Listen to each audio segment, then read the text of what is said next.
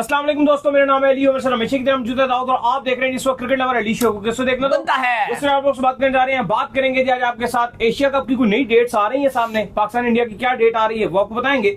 बात करेंगे कि अजहर महमूद को किसके कहने पर कोच बनाया गया, ये रिकमेंडेशन भी सामने आ गई है, इस पर बात करेंगे। पाकिस्तान का वाइस कैप्टन कौन होने जा रहा है, इस पर बात होगी। पीएसएल के हवाले से हुई आज मीटिंग, क्या स्टोरी आई है वो आपको बताएंगे। इंग्लैंड के कोच के हवाले से क्या अपडेट आ रही है वो भी आप लोग से शेयर करेंगे। तो अगर आप हमारे चैनल पर पहली बार आए, चैनल को आप सब्सक्राइब करें और साथ ना भूलिएगा। तो बात का आगाज करते हैं नंबर 1 खबर के साथ जो हमारे पास आ रही है। तो सिर्फ जो नंबर 1 खबर आ रही है हमारे पास वो आ रही है भजन एशिया कप को लेकर, और अपडेट जो है वो एशिया कप के हवाले से जो है वो ये आ रही है कि अब नई डेटें सामने आ चुकी हैं कि 5 सितंबर को एशिया कप शुरू होगा, 22 सितंबर को खत्म होगा, 7 सितंबर को इंडिया वर्सेस पाकिस्तान आपको देखने को मिल सकता है। बकौल इंडियन मीडिया की क्या चल रहा है। देखिए, आज भारतीय मीडिया ने रिपोर्ट करना शुरू किया क्योंकि हम आपको लगातार पिछले एक हफ्ते से 10 दिन से कंफर्म कर रहे हैं कि एशिया कप हो रहा है और जितनी उसकी जो डेली वाइज जो भी अपडेट्स होती हैं रेगुलर वो हम आपके साथ शेयर कर रहे होते हैं। अब हुआ यह था कि खलीज टाइम्स ने कंफर्म किया था, कल भी हमने आपके साथ बात की थी, ये परसों की एक्चुअली खबर थी कि यूएई ने डील साइन कर दिया, यानी कि कंफर्म कर दिया है कि वो एशिया कप को होस्ट करने जा रहा है। वो हमने आपको बता दिया था क्योंकि इंडियन मीडिया में काफी चल रहा था कि शायद श्रीलंका को भी नॉमिनेट किया जाएगा, लेकिन हमने आपको बता दिया था कि खलीज टाइम्स ने ये कंफर्म किया था कि आपका एशिया कप यूएई में होगा।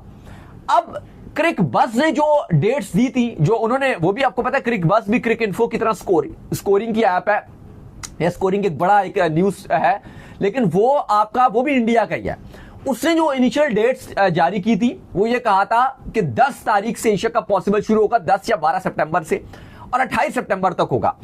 और आज जो भारतीय मीडिया के कुछ जो चैनल्स, जो बड़े अखबार हैं, वो रिपोर्ट कर रहे हैं और बीसीसीआई को वो कोट कर रहे हैं। आपको पता है इंडियन मीडिया की ऑलरेडी ऑथेंटिकेशन वैसे ही इतनी नहीं होती है, अगर आप वर्ल्ड वाइड भी देखोगे तो बिल्कुल वर्स्ट में इंडियन मीडिया की ऑथेंटिकेशन मानी जाती है। अगर आप जो बड़े अखबार हैं, जो रैंकिंग देती हैं वेबसाइट्स, उनमें अगर आप इंडियन मीडिया को कोट करो तो काफी नीचे नंबर आता है, लेकिन वो बीसीसीआई को कोट कर रहे हैं, तो इसलिए इसकी थोड़ी सी ऑथेंटिकेशन बढ़ जाती है, क्योंकि वो ये जो खुद से रिपोर्ट नहीं करे, वो बीसीसीआई के ऑफिशियल्स का बता रहे हैं कि बीसीसीआई ऑफिशियल्स ये बात कर रहे हैं। अब देखिए, जो एशिया कप का एक्चुअली फैसला होना है वो तो आपको बताया भी था कि कल एसीसी ने तमाम बोर्ड मेंबरान्स को ईमेल ठोक दिए हैं, सबको ईमेल कर दिए हैं, बांग्लादेश, भारत, बीसीसीआई, पाकिस्तान, सबको, अफगानिस्तान, श्रीलंका, सबको ईमेल्स कर दिए हैं कि भाई हमारी मीटिंग होनी है, तो अगले हफ्ते तो आप लोग जो है उसमें शिरकत करें और वहां पर हम हतमी फैसला करेंगे। अब ये खबर आ रही है कि 2 पॉसिबल आ रहे हैं कि डेट्स आ रही हैं और इसके ऊपर जो ज्यादा मेंबरान्स चाहेंगे तो शेड्यूलिंग हो जाएगी, या तो आपकी 5 सितंबर से 21 या 22, अगर 4 से शुरू करेंगे एशिया कप तो 20 तक, अगर 5 से करेंगे तो फिर 21 सितंबर तक ये एशिया कप की डेट्स होंगी, और अगर 10 या 12 से अगर एशिया कप शुरू हुआ सितंबर से तो 28 तारीख को। लेकिन ये कंफर्म खबर आ रही है कि इंडिया वर्सेस पाकिस्तान के जो मैचेस हैं, जो पहला मैच पाकिस्तान इंडिया का खेला जाएगा, अगर तो एशिया कप 5 तारीख से शुरू होता है या 4 से व्हाटएवर, तो 7 सितंबर को इंडिया वर्सेस पाकिस्तान का पहला मैच खेला जाएगा, 7 सितंबर को जो संडे है पहला मैच खेला जाएगा, और दूसरा इंडिया वर्सेस पाकिस्तान का जो मैच है वो 14 तारीख को खेला जाएगा, जो सुपर 4 राउंड में खेला जाएगा। सुपर 4 में जब मैच बनेगा, 2 इस ग्रुप से आएंगी, 2 उस ग्रुप से आएंगी, तो उसमें इंडिया वर्सेस पाकिस्तान का मैच आपको पता है वो रख दिया जाता है A1 A2 B2 जिस तरह का वो ग्रुप बनाया जाता है, सिचुएशन होती है वो, तो वो मैच भी बता दिया गया है, वो 14 तारीख को होगा। लेकिन अगर एशिया कप 10 या 12 सितंबर को शुरू होता है, क्योंकि आपको पता है जो जिम्बाब्वे और श्रीलंका की सीरीज है वो एफटीपी में नहीं थी, लेकिन फिर भी जिम्बाब्वे और श्रीलंका ने वो सीरीज शेड्यूल कर दिया और वो 7 सितंबर को खत्म होगी, तो फिर तो शुरू नहीं हो सकता ना। बिल्कुल, श्रीलंका और उसकी, लेकिन ये हो सकता है कि शायद अगर श्रीलंका के मैचेस लेट कर देंगे, बिल्कुल ये ऐसा हो सकता है पॉसिबल, तो श्रीलंका डायरेक्ट ट्रैवल कर जाएगी। जिम्बाब्वे तो वैसे नहीं होती एशिया कप में ना, तो वो डायरेक्ट आ जाएंगे, अगर 9-10 को भी उनका मैच रख दिया गया तो वो उस पर खेल लेंगे। अगर तो 10-12 सितंबर को एशिया कप शुरू हुआ तो पहला इंडिया वर्सेस पाकिस्तान का जो ग्रुप मैच है वो होगा 14 सितंबर को, 14 सितंबर को जो संडे आ रहा है, और जो दूसरा मैच है सुपर 4 का वो फिर खेला जाएगा 21 तारीख को, 21 सितंबर को। तो ये भी लॉक कर दिया गया है, ये इसलिए क्योंकि जो ब्रॉडकास्टर था सोनी, वो ये ख्वाहिश रखता है कि इंडिया पाकिस्तान का मैच मुझे संडे को ही चाहिए, क्योंकि उसने एशिया कप में बहुत कुछ है, बाकी एशिया कप में पाकिस्तान अफगानिस्तान है, इंडिया बांग्लादेश है, श्रीलंका बांग्लादेश है, बहुत कुछ है, लेकिन सोनी को कुछ भी नजर नहीं आ रहा है, ना इधर से कुछ इंडिया के मैचेस नजर आ रहे हैं, ना पाकिस्तान के नजर आ रहे हैं, ना बाकियों के मैच नजर आ रहे हैं। वो कहता है भाई सिर्फ पाकिस्तान इंडिया, क्योंकि वो कहता है कि मेरे जो 90% पैसा होगा पूरी साइकिल में वो इंडिया पाकिस्तान का मैच होगा। बीच में इवन उसने पैसे तो वुमेन्स के भी भरे हुए हैं, अंडर 19, इमर्जिंग एशिया कप, दर्जनों के हिसाब से जो एसीसी के इवेंट हैं, एशियन क्रिकेट काउंसिल के, इमर्जिंग, वुमेन और अंडर 19 सब कुछ है, लेकिन उसको किसी से सरोकार नहीं है। वो सिर्फ और सिर्फ इंडिया पाकिस्तान के मैच से अपना जो 170 मिलियन की डील साइन की है वो खाली इसी मैच की बेस पे किया।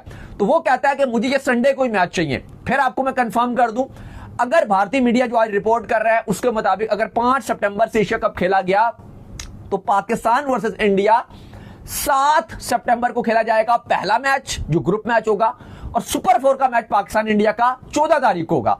और अगर इंडिया वर्सेस पाकिस्तान का मैच 10 अगर एशिया कप 10 या 12 सितंबर से शुरू होता है तो पहला इंडिया पाकिस्तान का मैच 14 तारीख और दूसरा मैच फिर 21 को होगा। खैर, इसके बाद जो अपडेट आ रही है वो आ रही है सलमान अली आगा के हवाले से। तो अजहर महमूद को जो कह रहे हैं जी कि आपको कोच बनाने में जो रिकमेंडेशन दी है वो सलमान अली आगा ने जो रिकमेंड किया जी आप इनको जो कोच बना दें।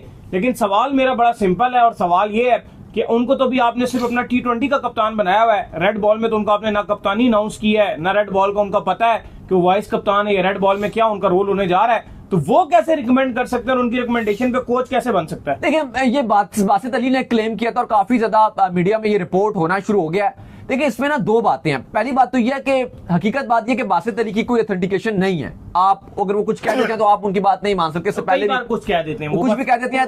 उनकी ऑथेंटिकेशन 100 में से अगर आप रेट करो तो 0 है, मतलब बिल्कुल 1% भी ऑथेंटिकेशन नहीं है। तो आप इस बात को हटा दो। लेकिन अगर आप इसका दूसरा रुख देखो, अगर आप उनको हटा दो, उन्होंने क्या ये कोई बात नहीं है, लेकिन अगर आप फिर भी देखो कि क्या इसमें जो अजहर महमूद है क्या उनका सलमान अली आगा का कुछ शामिल हो सकता है। देखिए, अगर तो ठीक है, हम मानते हैं कि इस टाइम जो पीसीबी के चेयरमैन मोहसिन नकवी हैं उनकी अलाइनमेंट बैठी हुई बहुत उनकी गुड बुक में है। सलमान अली आगा नंबर 1 पे है, गुड बुक, बहुत उनकी रेपुटेशन अच्छी है, वो बहुत उनको मानते हैं। अगर उन्होंने उनसे पूछा हो तो चलो आगा ये कह भी सकते हैं कि हाँ जी अजहर महमूद को रख दो, वो उनको भी कोई इशू नहीं है। इस्लामाबाद यूनाइटेड के साथ भी उनके एक अच्छे ताल्लुकात रहे हैं, वो कोई इशू नहीं है। लेकिन फिर भी ऐसा लग रहा है कि ये बिल्कुल ही बेबुनियाद चीज है, क्योंकि अजहर आपका जो सलमान अली आगा हैं उनका रेड बॉल से कोई ताल्लुक नहीं है। अभी वो कप्तान अनाउंस नहीं हुए। फिलहाल करंटली शान मसूद जरूर है, लेकिन इस टाइम साउथ शकील लाइन में लगे हुए हैं। ठीक है, आगा की भी इस कंटेंशन में कप्तानी के लिए लगी हुई है। अभी अनाउंस नहीं किया गया कप्तान, अब कप्तान अनाउंस किया जाएगा। लेकिन फिलहाल ये आप कह देना बासित अली की वजह से ये तो सही नहीं है। लेकिन हाँ, फिर भी अगर आप ये देखो तो एक चांस हो भी सकता है कि अजहर महमूद, अगर आपके जो पीसीबी चेयरमैन अगर उन्होंने पूछा हो तो वो कह सकते हैं। लेकिन अली साहब, हमें ये भी नहीं भूलना चाहिए कि जो मोहसिन नकवी हैं उनकी गुड बुक में अजहर महमूद का नाम भी शामिल है, और वहाब रियाज से पूछकर बहुत चीजें करते हैं, और वहाब रियाज भी अजहर महमूद को बहुत लाइक करते हैं। बहुत अच्छी दोनों की दोस्ती है, बल्कि मैं क्या बोलूं आपको, बहुत अच्छी दोनों की दोस्ती है जो वहाब रियाज और अजहर महमूद है। दोनों मिलकर चलते हैं। जब टीम के साथ भी ये थे तो दोनों कहीं भी जाते थे, ये दोनों ही जाते थे, वहाब और अजहर महमूद। तो अभी भी हम ये देखते हैं कि जब सलमान अली आगा को कप्तान बनाया गया था, चेयरमैन मोहसिन नकवी ने 5-6 लोगों से इसमें मशावरत की थी, जिसमें आपके सरफराज अहमद थे, मिसबाउल हक थे, सकलैन मुश्ताक थे, वहाब रियाज थे, 1-2 और लोग भी थे, और के भी नाम थे। अब सब ने जो नाम लिया था वो शादाब खान का नाम लिया था कि उनको कप्तान बना दो। वहाब रियाज ने बोला था आगा को कप्तान बनाओ। तो कप्तान किसको बनाया? आगा को बनाया। तो अभी भी ये है कि वहाब रियाज ने ये नाम रिकमेंड किया जो हम तक जराए बताते हैं। इसमें कोई वो नहीं है कि अगर आपके आगा लाइक भी करते हो, उन्होंने बोल भी दिया हो, लेकिन वहाब एक्चुअली थे जो मोहसिन नकवी को उन्होंने रिकमेंड किया कि भाई आप जब तक कोई आपके पास कोच नहीं है तो आप अजहर महमूद को अपॉइंट कर दीजिए। तो ये वहाब की ज्यादा इनपुट आप कह सकते हो इसमें। खैर, इसके बाद जो अपडेट आ रही है वो आ रही है पाकिस्तान के वाइस कैप्टन को लेकर जो अपडेट आ रही है। तो मोहम्मद हारिस जो है उनको पाकिस्तान का जो वाइस कैप्टन है वो अनाउंस किया जा रहा है। वैसे पहले जो पिछले दिनों खबर आई थी जिसमें उन्होंने कहा था कि मेरी कोई इंटरेस्ट नहीं है कप्तानी शप्तानी में, क्योंकि लास्ट टाइम भी जब उनको कप्तान अनाउंस करने की सिचुएशन बनी थी तो रिजवान ने तो उनको T20 से ही ड्रॉप कर दिया था, तो इसलिए वो खास इंटरेस्ट नहीं ले रहे थे, बस गेम में वो रहना चाह रहे थे। बट अब ऑटोमेटिकली जो सिचुएशन है वो ऐसी बन गई है कि शादाब चूंकि वाइस कप्तान थे और शादाब जो 3 महीने के लिए जो पाकिस्तान क्रिकेट से दूर हो गए, तो लिहाजा अब हारिस का नाम जो सामने आ रहा है। भाईजान देखिए, अब और कोई ऑप्शन भी नहीं था। अगर आप देखो, क्योंकि शादाब खान 3 महीने के लिए बाहर हो गए हैं, वो इंग्लैंड जा रहे हैं और लंदन में उनकी सीधे हाथ की राइट हैंड की शोल्डर सर्जरी होनी है और उसमें उनको काफी रिकवरी में टाइम लगेगा। पॉसिबल तौर पे वो एशिया कप से तो बाहर है। वर्ल्ड कप जो T20 वर्ल्ड कप है उसमें भी उनके इम्कानात, वही बात है कि वो अपने आपको फिट साबित करेंगे, फिटनेस ठीक करेंगे, कुछ अपनी मैच फिटनेस दिखाएंगे, कुछ परफॉर्मेंसेस दिखाएंगे, तो फिर वो वापसी करेंगे। तो तब तक आपकी एक हैवी सीरीज है, हैवी आपकी क्रिकेट आगे, पूरा कैलेंडर आपका बिजी है। जब बांग्लादेश से आप खेलोगे, फिर आगे आपने वेस्ट इंडीज जाना है, फिर आपने ट्राई सीरीज खेलनी है, फिर एशिया कप बड़ा इवेंट है, वहां पे आपको एक बैकअप कप्तान चाहिए। तो इसमें आप ये देखते हो कि आपके पास वो ऑप्शन हो जो आपके पास हर मैच खेल रहा हो। तो वो फिर ऑप्शन यही नजर आ रहा है कि आप हारिस को ही रखोगे, क्योंकि वो विकेट कीपर भी है और ऑलरेडी आप पहले उसको जो आपके अपने नेशनल चैंपियन कप थे उनमें भी आप स्टेट की उसको कप्तानी दे चुके हो।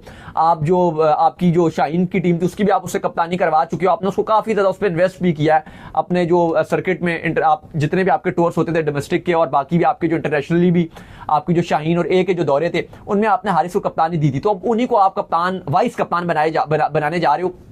लेकिन देखो अब इसमें एक और आपके पास ऑप्शन क्या, अगर आप देखते हो फखर जमान को तो आप हटा दो, काफी लोग उनकी बात कर रहे हैं क्योंकि उनको पीसीबी एक तो ये भी देख रहा है कि उनकी फिटनेस भी उतनी नहीं है और फिर वो चाहते हैं कि कोई ऐसा वाइस कप्तान हो जो ग्रूम किया जाए।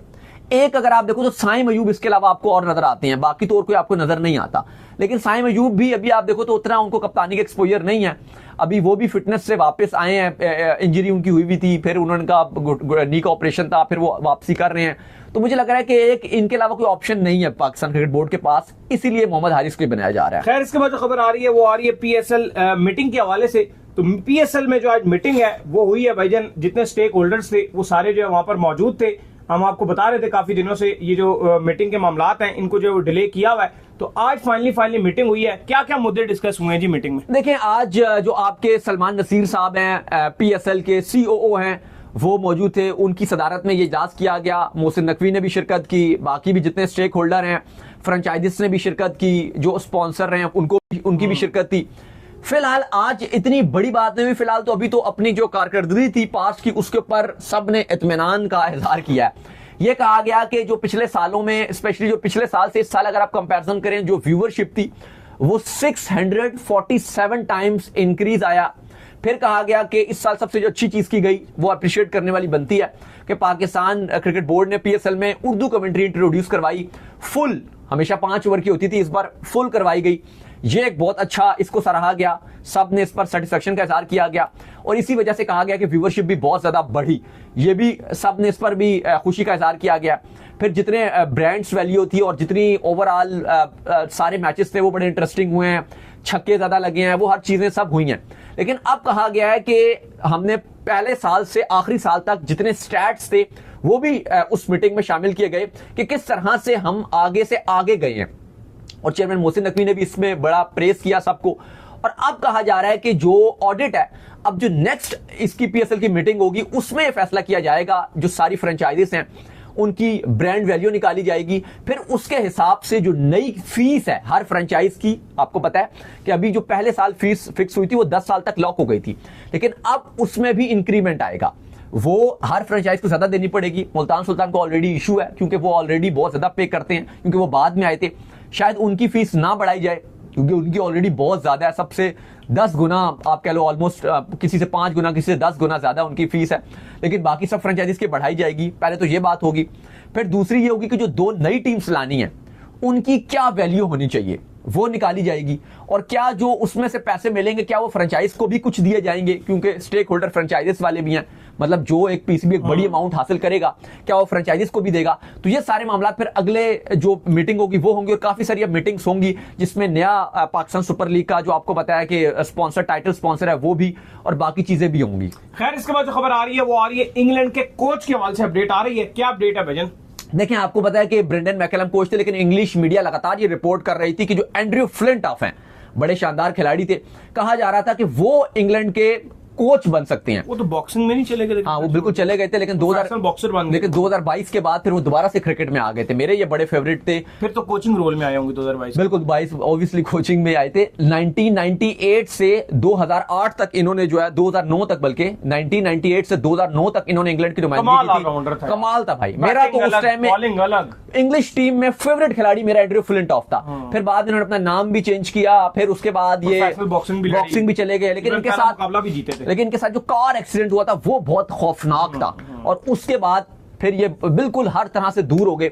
और फिर जब दोबारा इन्होंने वापसी की तो दोबारा क्रिकेट में वापसी की, 2022 से ये वापसी कर गए हैं।